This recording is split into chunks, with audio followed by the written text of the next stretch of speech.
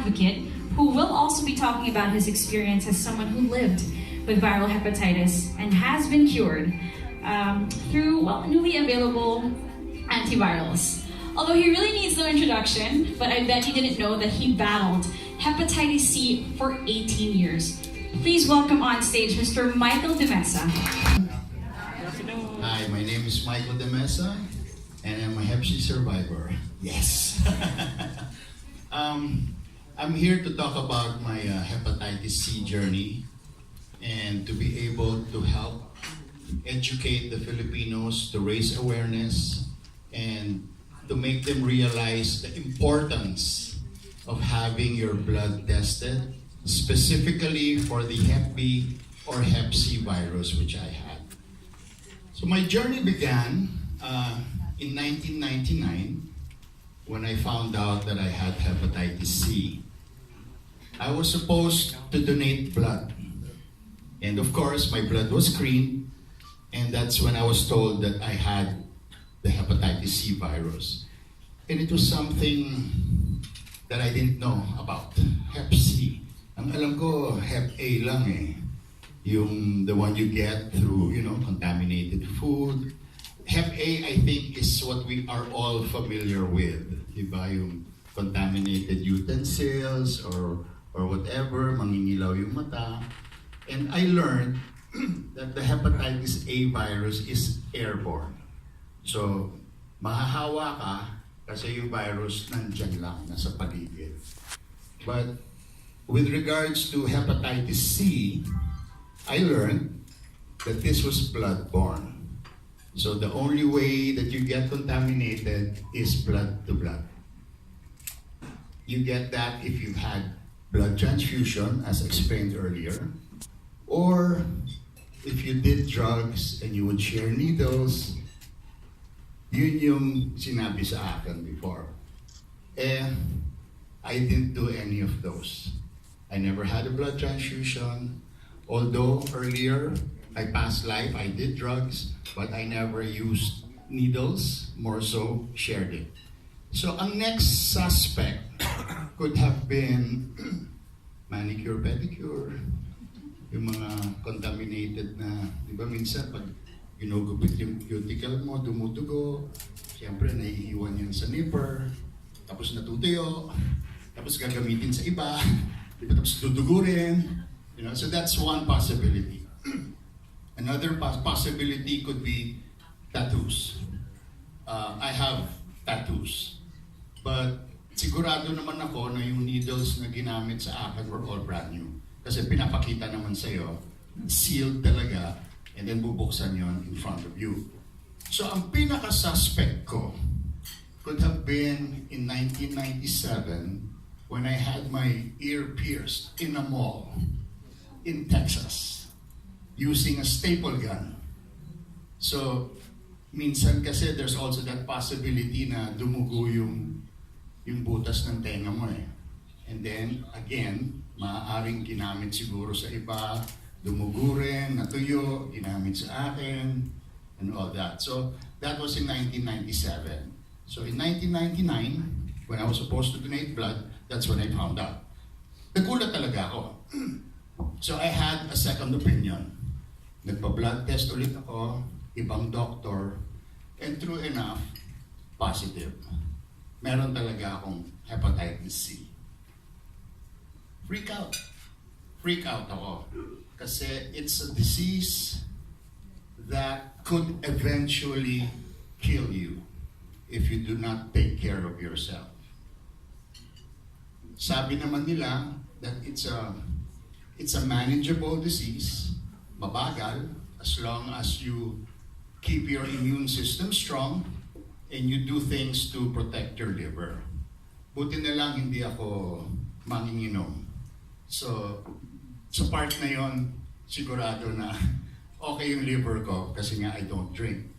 But for 2 years, I was in denial. Hindi ko siya talaga matanggap na meron akong hepatitis C. At wala akong ginawa about it. In 2001, that's when I decided to go for treatment. Kasi inintroduce sa akin ng isang doktor, meron daw medicine called interferon, as the good doctor mentioned earlier. But there was no guarantee na makukure ako. So sabi ko, sige na nga, let's try it. So I did that for 3 months. Ibang klase yung experience ko doon. Interferon just made me more sick. I would inject myself every other day. Hanggang sa nakahanap na ako ng routine, so mag-i-inject ako ng 6 p.m. And this is whether I was at work or whether I was at home lang. Basta every other day, 6 p.m., injection. Pagdating ng 12 midnight, alam ko na, mararamdaman ko na yung effects ng medicine. And the effects were very high fever, I would throw up, muscle pain, that would last me for 12 hours. So kinabukasan, hindi na ako halos mapakinabangan kasi ang feeling ng katawan ko para akong inulpe. And even at work, I would do this. Nahihiya na nga ako sa mga katrabaho ko because I would excuse myself at 6 p.m. I just need to administer my injection. Yan. And then 12 midnight, nagpapaalam na ako umuwi kahit hindi pa tapos yung mga eksena ko. Kasi nga, iba na yung pakiramdam ko. And like I said, imagine 12 hours of battling this is no joke. So I did that for 3 months. And it was getting to be quite expensive. So sabi ko, never mind na lang. I mean, kung wala rin naman itong guarantee, okay lang. Since it's a disease that I can manage, I'll just continue to manage it. And then my parents talked to me into trying the homeopathy organic type of treatment. But we would get the ingredients from the States kasi maraming hindi available dito sa Philippines. Ganun din, walang guarantee, but I still tried it for another 3 months hanggang sa yung talagang, oh my God, masyado nang mahal ito. It's really, really getting so expensive na you'll never know kung makukure ka or what. So I decided, sige, stop ko na uli yan. Since I've been managing it for those years, since I found out in 1999 hanggang mga 2002, 2003, sabi ko, I just continue to manage it. So I would have an ultrasound every 6 months. I would have a blood test every 6 months. Swerte naman that my liver was still okay. Healthy pa naman, hindi pa natatamaan. And it was during this time wherein I had my viral count checked.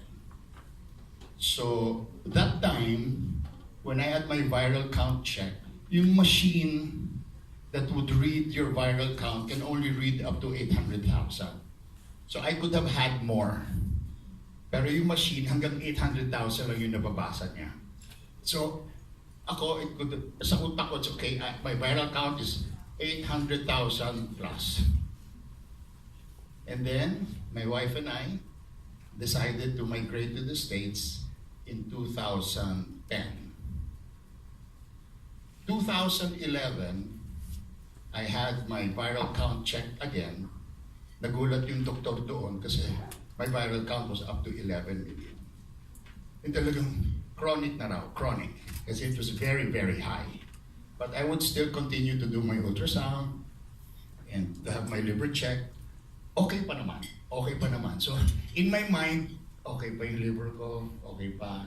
I-manage ko na lang as long as I do things to protect my liver and keep my immune system strong, I guess I'll be okay. In 2014,